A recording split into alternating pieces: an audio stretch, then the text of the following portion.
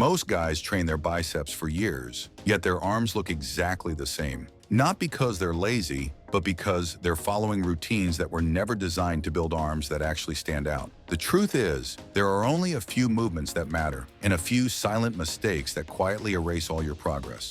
Today, you're about to see the 3 exercises that genuinely transform your biceps, and the 3 hidden errors that stop lifters from ever seeing real growth. Fix these, and your arms won't just look trained, they'll demand attention. But the first mistake?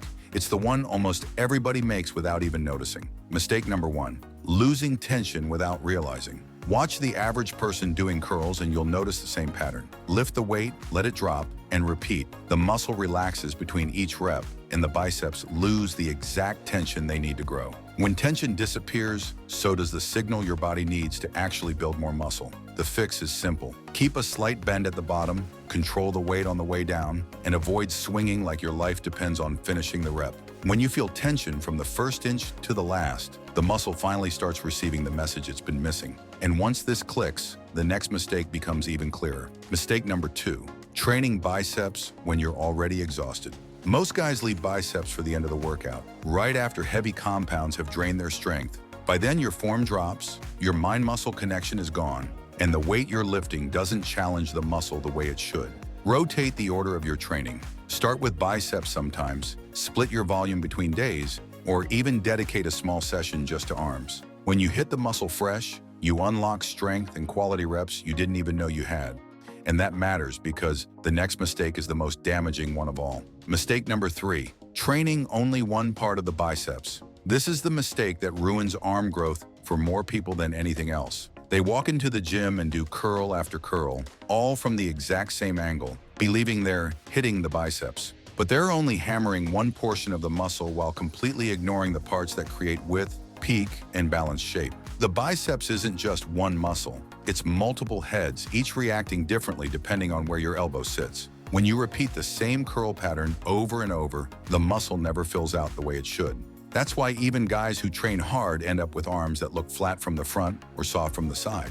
But once you understand this, the solution becomes extremely simple. And this is where the only 3 exercises you truly need come in. Exercise number 1, the behind the body cable curls. If there's one movement that separates average arms from the kind that actually turn heads, it's this one, the curl performed with your elbow behind your torso. Most lifters never use this position, and that's exactly why their long head stays underdeveloped. The long head is the strand that creates that sharp, high peak when you flex. When it grows, your arm doesn't just look bigger, it looks sharper, more defined, and instantly more impressive through a shirt. And here's the part almost nobody realizes. The long head grows best when it's slightly stretched before it contracts. When your elbow sits behind your body, the muscle is pulled into that pre-stretch automatically, giving every rep more mechanical stress without needing more weight. This is why a single set of behind-the-body curls often feels harder and more alive than 5 sloppy sets of regular curls. To perform it correctly, stand sideways to a low pulley and grab the handle with the hand farthest from the stack. Let your arm naturally drift behind your body, not excessively, just enough so it falls comfortably behind the line of your hip. That elbow position is the entire secret. From there, curl the handle upward in a smooth, controlled arc. No jerking, no swinging, and no letting the elbow slide forward. If the elbow drifts in front of your body even slightly, you lose the stretch. The tension drops and the long head stops doing the heavy lifting. At the top, squeeze the muscle hard enough to feel a deep contraction. Not a quick tap, but a brief moment where the muscle fully engages. Then lower the weight slowly. This slow return is where the muscle actually gets most of its growth signal. Think of it as the part that rewires your arm to grow. 2 to 3 seconds on the negative can make the difference between good arms and arms that actually look sculpted. Another benefit most people overlook is cable tension. Dumbbells lose resistance at the bottom. Bands change resistance constantly, but a pulley keeps the load consistent from the moment your hand moves. That constant tension forces the long head to work through the entire range, especially in the stretch position where dumbbells go soft. Of course, there are common mistakes that ruin this exercise. Letting the elbow drift forward. This completely removes the stretch from the long head. If you notice your elbow sliding forward even an inch, you're pulling too much weight, twisting the torso to cheat the movement. If your body's rotating, the weight owns you.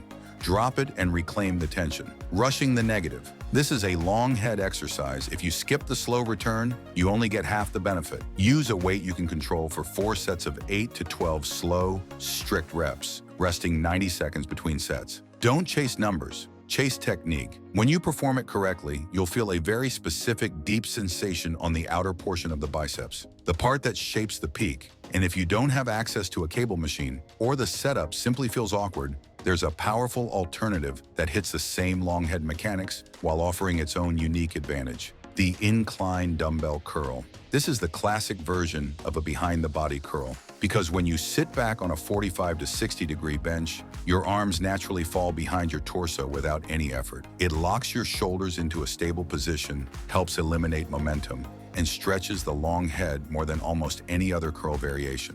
Start by setting the bench, sitting back, and letting your arms hang straight toward the floor. Your palms face forward at the bottom. The stretch here is intense. You'll feel it instantly. From that dead hang position, curl the dumbbells upward while keeping your elbows pinned. Don't let them drift. Don't let them rise, just let the biceps do the work. At the top, squeeze hard, then lower with full control. The incline curl demands humility. You'll lift far less weight than you expect, because the long head is forced to work from its weakest position. But that's exactly why it's so effective. Lighter weight, stronger tension, deeper stretch. Perform 4 sets of 8 to 12 reps, exactly like the cable version. If you want the best results possible, alternate between the cable variation 1 week and the incline variation the next. This keeps the long head challenged from slightly different angles, helping you break plateaus before they even form. Master this exercise and you've already solved one of the biggest reasons most biceps never stand out. Exercise number 2, the Scott curl. If the behind the body curl builds the peak, the Scott curl builds the part of your arm everyone notices first, the front view thickness. That dense, full look when your arm hangs naturally by your side. The kind that makes even a relaxed arm look powerful. And the reason this exercise delivers that effect so well is simple. It forces the biceps into its weakest position, with your elbow in front of your torso, where the short head is forced to take over. Most curl variations lose tension at the bottom of the movement, right where the muscle needs it most. But the Scott curl doesn't give you that escape. The moment your arm extends over the pad, the weight pulls straight down, creating a level of tension the short head can't avoid. This is why the first few inches of the rep feel brutally heavy, and why the lower portion of your biceps finally starts developing when nothing else has worked. To perform it correctly, sit down with your chest tall and your armpits locked firmly onto the pad. Your arms shouldn't be fully locked out, but they should be close to extension.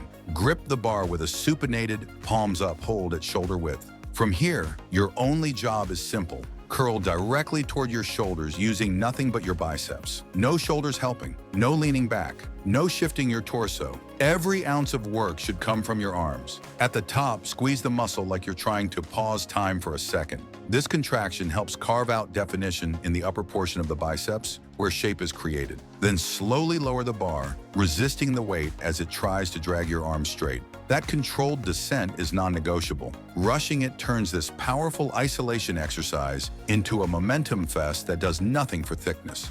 Most people destroy the exercise with just a few bad habits. Letting the elbows lift off the pad. This is the fastest way to turn a perfect biceps movement into a shoulder exercise. Keep the elbows glued down like they're bolted to the bench. Using too much weight, the Scott curl punishes ego lifters. When the weight is too heavy, form collapses instantly. You'll feel it in your front delts and wrists instead of the biceps. Drop the weight and regain control, dropping the bottom half of the rep. That stretch under load is exactly what creates that thick, full look. If you're skipping it, you're skipping the growth.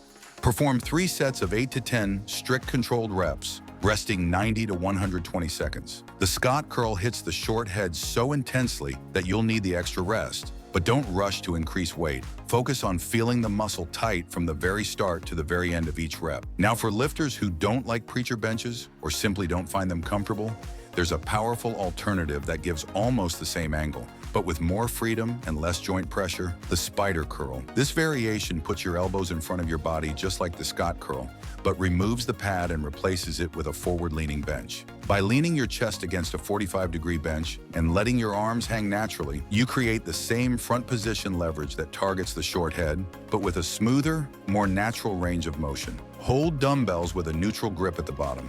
As you curl, rotate your wrists so your palms finish facing up. This slight twist increases activation because the biceps is both an elbow flexor and a forearm supinator. With spider curls, you'll feel an intense contraction in the upper and inner portion of the biceps, the area responsible for overall thickness. Another advantage, momentum becomes impossible. You can't swing, cheat, or lean because the bench blocks your torso. Each arm also works independently, which helps fix imbalances you didn't know you had.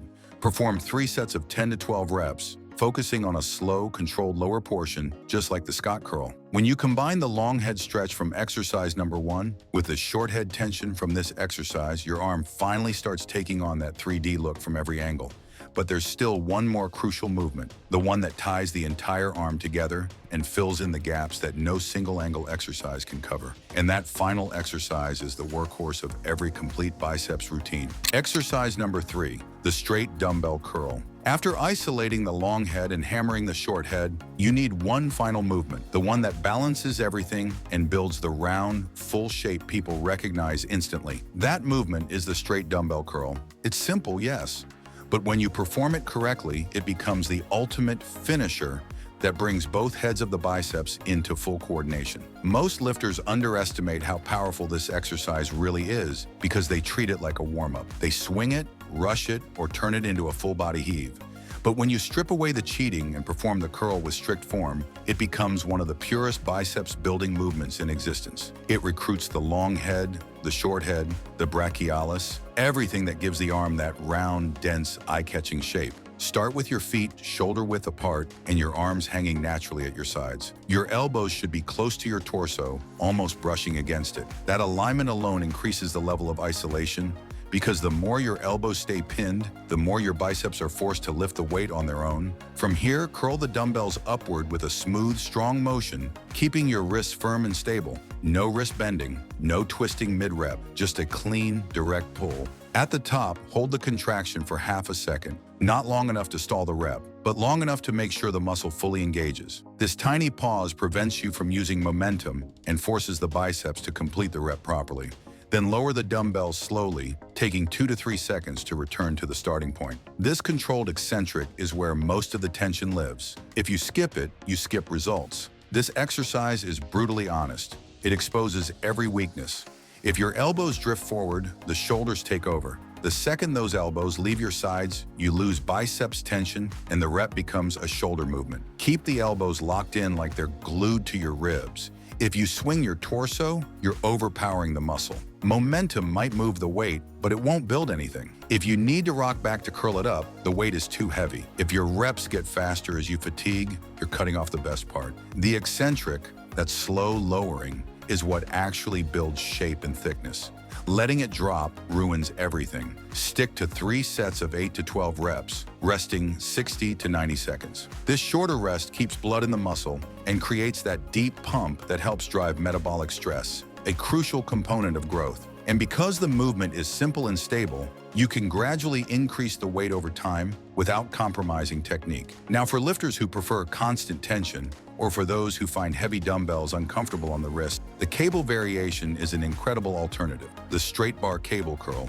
The cable version applies pressure through the entire range of motion, even at the bottom where dumbbells go light. That means the biceps never gets a moment to relax. Every inch of the rep forces the muscle to work. And because you're pulling from a fixed path, your wrists stay in a safer, more neutral line. Stand in front of a low pulley with a straight bar or EZ bar attachment. Keep your elbows pinned, curl the bar toward your shoulders, and squeeze at the top. You'll feel a constant pull on the biceps even when the bar is closest to your thighs, a sensation dumbbells simply can't replicate. For this variation, 3 sets of 10 to 15 reps work perfectly. Slightly higher reps pair well with the smooth tension cables provide, allowing you to chase a pump without straining your joints. By the time you finish this third exercise, you've covered every angle and every function of the biceps, the stretch-based long head, the thickness-building short head, and the balanced full activation that brings everything together. Now that each part of the biceps is covered, the routine becomes simple.